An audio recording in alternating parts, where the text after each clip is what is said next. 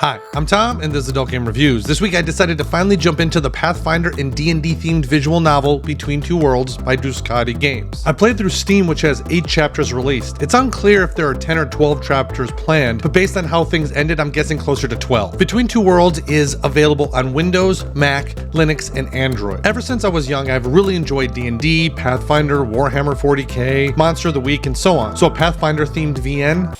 Magic missile! Magic missile! Magic missile! I'm out of mana! So just to be clear, if any of you guys get any of these deep cut D&D clips, congrats, you win. What do you win? You get to level up your nerd card. So before I get into the review, if you like the video, please like it and subscribe if you aren't. If you don't know, I recently opened a subscribe star if you want to support the channel. Some people don't like Patreon, so this is an alternative. Check it out. Okay, let's get in the review. You play the main character who's a developer by day, but every Thursday plays a sorcerer in your weekly Pathfinder game. I am Galstaff, Sorcerer of Light. In the real world, you have your girlfriend Hannah, who is the cute redhead you see here. You play with your whole crew of friends who I will go into later. Through a series of events, you find yourself and your friends having to practice your new abilities and take down a world-ending evil with some help along the way. Okay, let's get into the review. The renders look fine. It isn't summer heat level, but it is better than your average DAS 3D VN. The issue with the renders is they fluctuate in quality. Some look great and others look pretty mediocre. Same with the characters' faces. Hannah's are consistently good, but the other girls I wouldn't say are always objectively pretty. This wasn't necessarily a problem. You're never going to get nothing but 10s in any friend group, so each person's level of attractiveness will be kind of up to you and your personal preference. There is also minimal body diversity, so keep that in mind. There is music, but it was pretty repetitive at times and I ended up putting on my own music, so I wasn't exactly aware of if the music got better later on. The draw here is the story. Kind of like Eternum, you get pulled into a fantasy world, but instead of trying to get all the MacGuffins, you and your party have to find a way to get home. If you've never played a tabletop roleplay game, this is probably one of the most accurate I've ever seen, in terms of what you will actually experience if you sit down and play with a group. I'm casting Magic Missile. Why are you casting Magic Missile? There's nothing to attack here.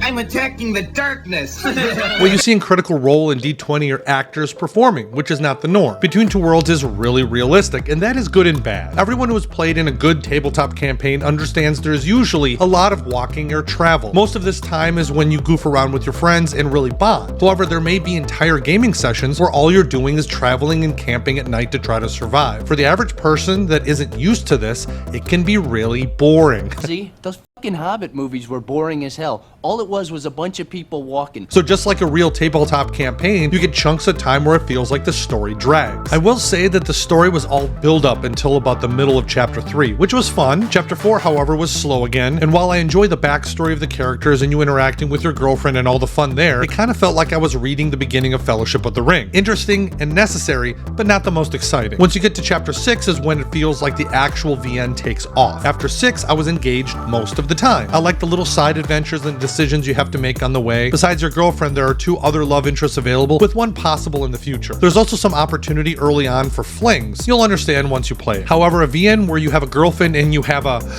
good relationship with boundaries and rules, I never thought I would see it. So that is a change of pace. I liked it, but I guess it depends on why you play these games. Along with the story, the world building was quite good, with there being a new world to explore. Unfortunately, it felt like once you got introduced to your group of friends, there was minimal character development. You have Oscar, who's the DM or dungeon master of the party, and Kenny being his boyfriend. They're nice guys, but I find it kind of hard to really care about them. You have Hannah, who's your girlfriend, and while she opens up a bit over time, she still feels like I don't actually know much about her. There's Skylar, who I couldn't tell you a single thing about other than she's pretty sheltered. There's Emily, who's seemingly the most hated out of the entire party. She can be rude, gruff, and complains a lot, but I actually didn't mind her. I may not like her personality all the time, but she showed signs of vulnerability as well as defensiveness, which kind of makes her the most fleshed out character in the game, maybe? However, the biggest issue I had with Emily was she quite honestly has the worst hair of any character I have ever seen in any game.